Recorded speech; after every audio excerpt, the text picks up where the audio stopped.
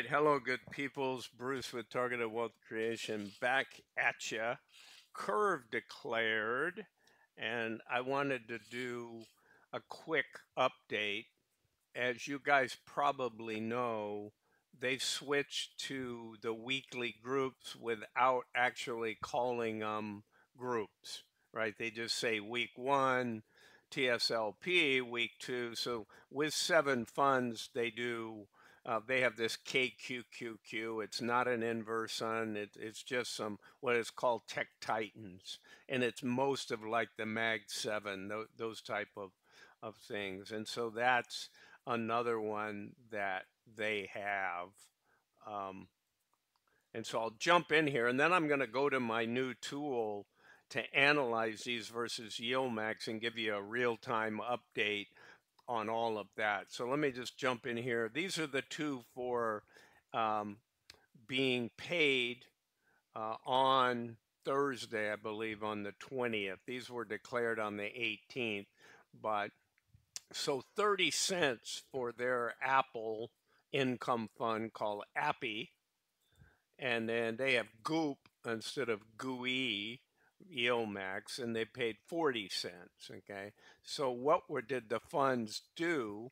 Well, the funds, one went down $1 on their AAPY, yeah, and we were up 78 cents in the previous month. Now remember, these are groups, just like in YieldMax. Tesla still only pays once a month. It's just in Group A. So they didn't label these groups. They just said, here's our schedule, which essentially, I call them week 1, week 2, week 3, week 4, because everybody understands that nomenclature. So they don't need a week here. Or they don't need a group to be labeled that. They may go to a group if they add a lot more funds. Remember, these are more thinly traded. The assets under management aren't as big, but I actually love the fund. I love their conservativeness. I like their, in general, they don't pay as much yield. They're writing monthly calls. They're not writing weekly calls. So, the CEO described to me in my interview with him last year, he said, hey, we only have to win once. Now, if YieldMax is successful 2 or 3 or 4 times, they make more money in yield, but they tend to have NAV erosion. And you guys don't get me started on that. I did a little of that in my last video. You know how I love total return. No one's ever going to shake that idea away from me that total return is not relevant, because it just is. Ask any accountant, ask any finance person, is it relevant?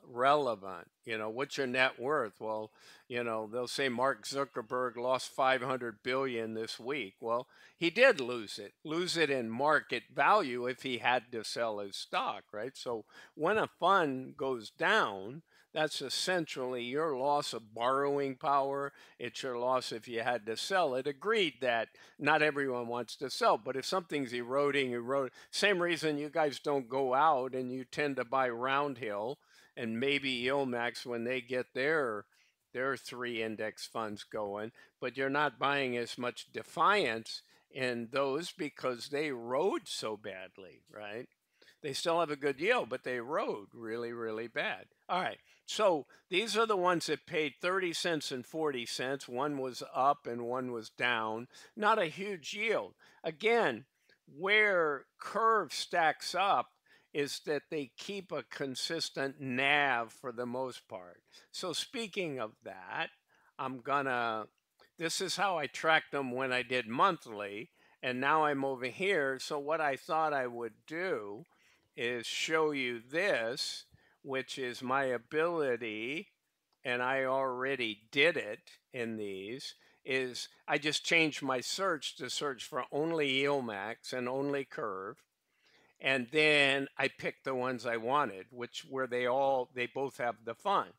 So when I look at this, and I've already updated KURV's data in here. Now, when you see a yellow box, it's relevant. What that means is we haven't had the payment yet this month, but we'll have a payment. Okay. So Apple is still, and that one may not be true. Hang on. let me double. I'm looking on another page. I just talked about this a second ago. I don't know why it.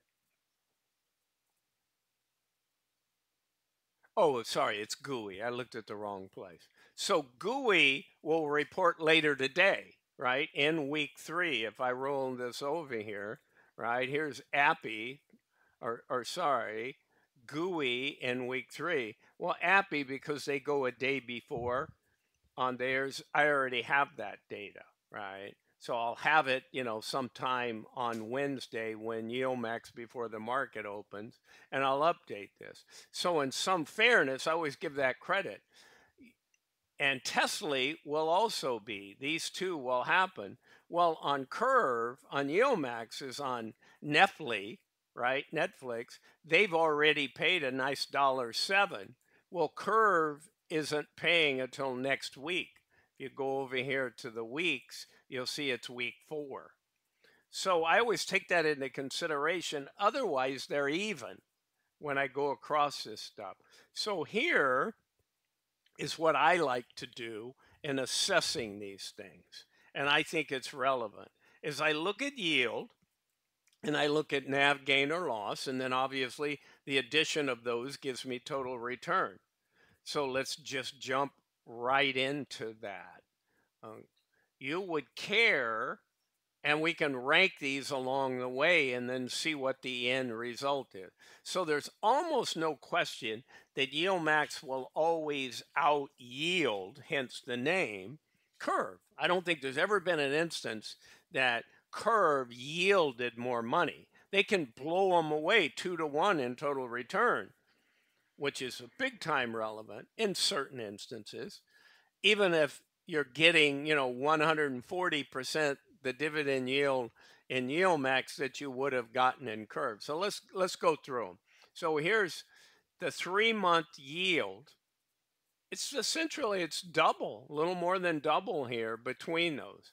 12.69 and 5.27. That's the recent 3 months. Now, what did I tell you about NFLP? Let's put $1 in here. I don't know what it's going to pay. It could pay 50 cents, right? But let's put $1 in here. Not going to radically change these, just so we're dealing with an even ground. So now you're talking about another third. This is 2/3 of this amount, right? So I got a third higher in that yield. My 6-month yield goes 26. That's close to double. Not really 180%, or sorry, about 80% more. This one is essentially double in the yield. So that model isn't happening in the 3-month, but is happening in the 12 and closer in the 6. But is that the whole story? No, it's not. Okay. Let's go over here to 12-month NAV. Okay. So what do we have here? We have an 18% gain over 12 months in the KURV Netflix. But we only have a 1.29% gain in Netflix. So you see, in this case, I couldn't tell you to go buy, right? Well, I could at the 3-month level. What's my 3-month total return? Yes, I could argue for that. So let's do the 3-month analysis. Okay. Here's my NAV. So in 3 months, KURV's gone up 6%, Yield-Max has gone down 5%. What's the total? Well, we already know that the yield is higher on the 3 months. So when you roll those together and you come up to total return, I now have a 2 to 1, right? They lost 5.3% in their fund value, and KURV Netflix went up 6%. So you see a 2 to 1 here. Well, let's go to Tesla, right? Tesla and LP. So on your 3-month, they both had a terrible NAV, right? In 3 months. And then, because remember, going back that's late November, early December is when those NAVs would have gotten recorded. And so then you have December, January, and February payments. So you have a 3-month scenario. So they're both facing the same market conditions. But here, your 3-month total return is actually better because you both had the same NAV loss, 21 and 20, but you had a much higher yield in yield max. So I would say in that case, the new trend is KURV's not doing as well in Tesla. But if I go over 6 months total return, look at that. They're pretty much even. KURV's got a slight 2676 to 2618, but then one could argue, well, but they're paying me more money along the way. And then on your 12-month, KURV is just kicking butt. Why is Tesla not showing? Oh, it reports. Okay, so Yelmax reports today too. Okay, for Tesla, week 3, whereas KURV's already gotten their money. So let's go over here and give that 70 cents. You know, I won't save these things so that they're not in there. So, but there's a case of your 12-month total return. So that's what I've noticed in Tesla. It does much better in the KURV fund with the NAV. It's good to see over the last 3 months that trend is changing a little bit. But this is, 1.5 times. So AMZ is close, but KURV's ahead in the 12-month. It's ahead in the 6-month total return. Whoops. Oh no, I'm looking at the wrong data. Okay, I gotta make sure I do this. 19 to 18 in the 6-month total return. In this case, KURV beating them in the 12-month total return, 24 to 21, but they're losing 18 to 19 in the 6-month, and KURV is also losing to AMZ in the 3-month total return, 2 to 5. So it's just a good idea to be able to look at this. Most people look at one thing, they look at yield, and they really don't look at the other kinds of things, right? Microsoft's almost always yield max has done better. It's a 12-month total return. Yield max has got 2%. KURV's actually got a negative because their NAV over 12 months is down 14%. Now, yield max is worse, but that just means they're paying you a 26% yield. These guys are only paying you a 13% yield. Right? So the yield matters at times, right? GUI, GOOP. All right, so that's the kind of stuff that take it, and I'm going to do more of this. I'm going to reach into this guy, but I can very quickly go back and say select all, right?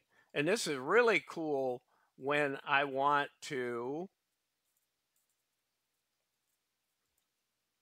I forget, I wish this was dynamic. You have to do filters a different way than these guys when you want it to be dynamic. I don't know why. I think I have to just turn them all off. And then it's not taking that. I have to figure out. Let's go do it. There we go. Because I had 2 different ones picked. So now it goes back to everything. So you can see the power of this, right? And as I said, I'm trying to figure out a way to let you guys use this without just giving my intellectual property away and all the time that I take to keep this thing up to date.